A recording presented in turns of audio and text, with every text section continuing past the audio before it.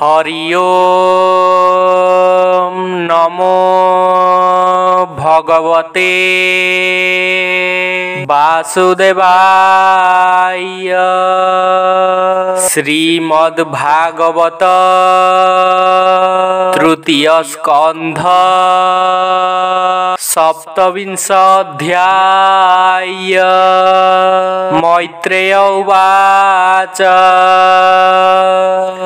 शृण विदुर तत्त्ववाणी ए जीवतरे जाहा शुणी।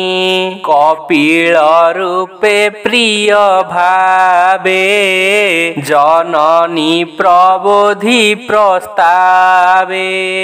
जाहा कहिले नारायण निश्चल चित्ते बेशुण।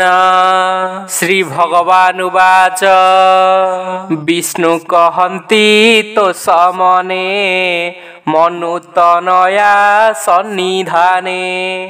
शुण जननी एक मन जे हरि अज निरंजन। निर्गुण निर्विकारमये बसई आत्मा रूपे देहे। से धर्म देहे बद्ध होई आत्मा को अहंकार बही।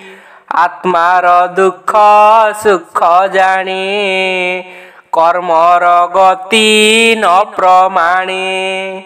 आत्मार गति आत्मा पाखे नित्य भ्रमई दुख सुखे। देह को करे अहंकार एणु हरई ज्ञान तार। निरते अहंकार घेनी सेहु पड़ई नाना जोनी। जमन्ते जले प्राणी पशे पुणी उठन्ते शिर दिशे। जन्म मरण एहि मते अर्जिला कर्मर आयते। आत्मार कर्म फल घेनी एमन्ते भ्रमे नाना जोनी। अज्ञाने ए घोर संसारे जीव भ्रमई अहंकारे। दुख लभई बारे बारे आत्मार गति न विचारे। स्वप्न अनर्थे जाहा देखी नाना प्रकारे उपलक्षी।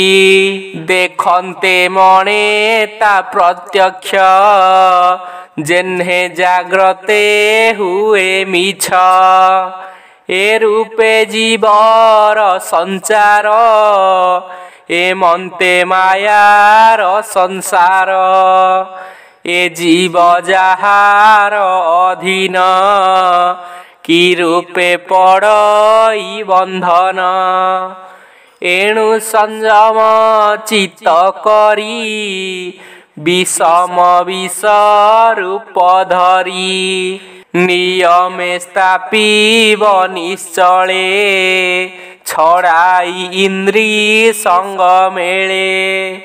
विष्णु विषये मन भरी साधिब शरीर पाशरी।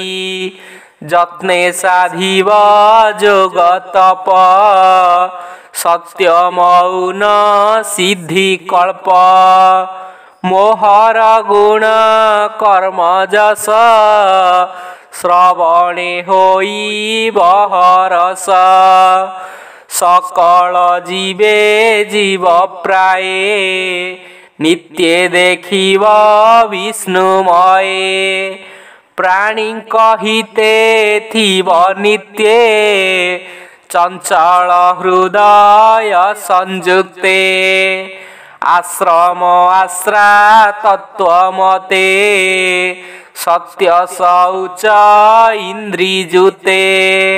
करी छाड़िब जड़ देह स्त्री अहंकार माया मोह होइब दुष्ट दया शांति धैर्य छाड़िब मने भ्रांति एते साधने चित्त करी दृढ़े साधिब ब्रह्मचारी श्रीकृष्ण श्रवण कीर्तने निरते साधिब जतने ए सर्व प्रकाश अधीन खंडई जीवर स्वाधीन हरि चरण भक्ति बिने उपाय न घटइयाने एवे जननी धीरे सुन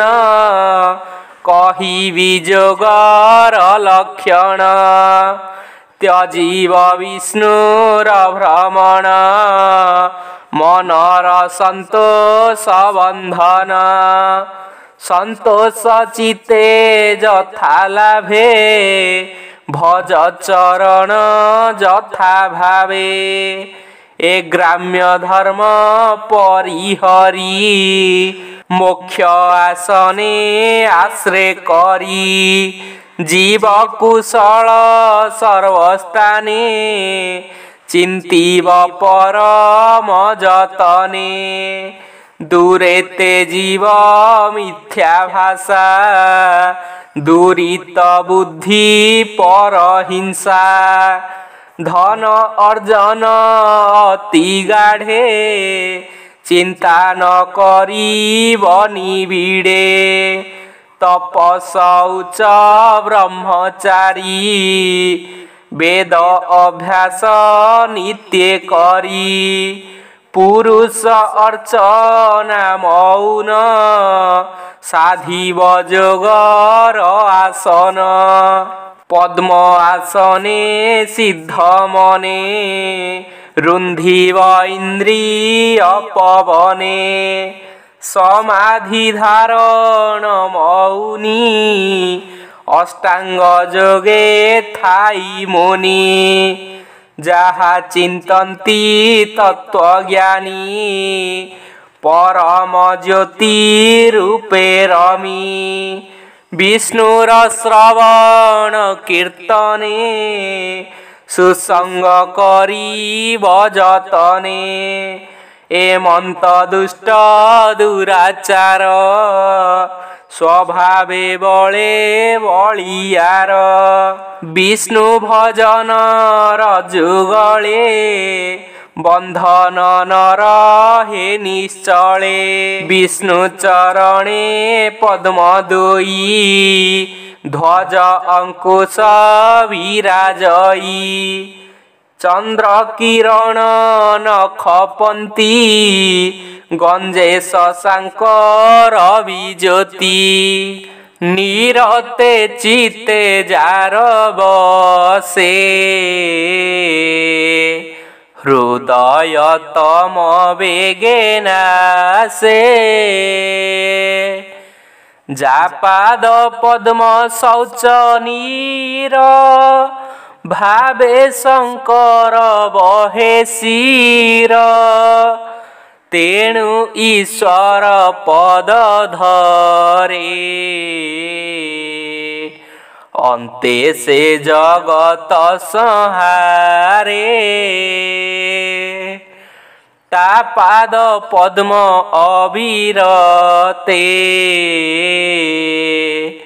हृदय चिंतन्ति दृढ़ चिते तेबे भकत तमनासे पर्वत जेह्ने वज्र त्रासे एमन्ते चिंती देव हरि अन्ते गमई विष्णुपुरी एबे जननी तहु सुण जे भक्ति जोगर लक्षण दंभ मत्सर हिंसा छले क्रोध कुटिल भाव बळे जे विष्णु भजे हीन ज्ञाने व्रत विषय चिंती ध्याने तामस भक्ति बोली तार ता भाव के करु गोचर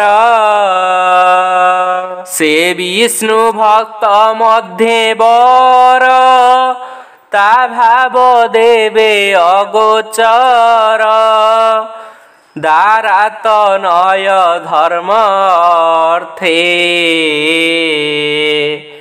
विष्णु को भजिवा जे मनते राजस भक्ति बोली तारे पांच ई आत्मार प्रकारे बाह्य अंतरे माया तेजे केवल विष्णु भावे भजे सात्विक भक्ति बोली तारे न बुड़े संसार सागरे सुन राजन परिमाणी विष्णु जे मंत निर्माणी विष्णुर गुण गुणी जेबे रोम पुलक तनु भावे आनंदे नेत्रु अश्रु बहे कंठ गदगदे वाणी कहे चेतना बुद्धि अहंकारे जे भूत विषय गोचरे ए सर्व हरि भाव माने गंगा समुद्रे मिसे जेन्हे सात्विक भक्ति बोली तारे से ही दुर्लभ ए संसारे त्रिगुणबद्ध से मिलई उदय अस्त तार नाही ए मनते भक्ति चारि भावे तो आगे कहिली प्रस्तावे मुक्ति जे चारि भाग वर्णी संजमे सुन गोजननी ए चारि मुक्ति जे प्रत्यक्षे गोविंद भक्त नइछे नित्य भावंती निर्विकारे से धन्य संसार सागरे के जानी पारे तार भाव सेटी प्रत्यक्ष पद्मनाभ से चारि प्रकाशे प्रमाणी भक्ति लक्षण एवे जानी अविद्याबंध एवे नाश निर्मल कैवल्य प्रकाश ए मनते भक्ति जोगवाणी कपिल माता आगे भणी संसार जन हित अर्थे तृतीय स्कंधे भागवते ज्ञान अमृतमय रस कहिला जगन्नाथ दास इति श्रीमद्भागवते महापुराणे पारमहंस्यां संहितायां 82 तृतीय स्कंधे कपिलदेवहूति संवादे नाम 27 अध्यायः। ओम नमो भगवते वासुदेवाय।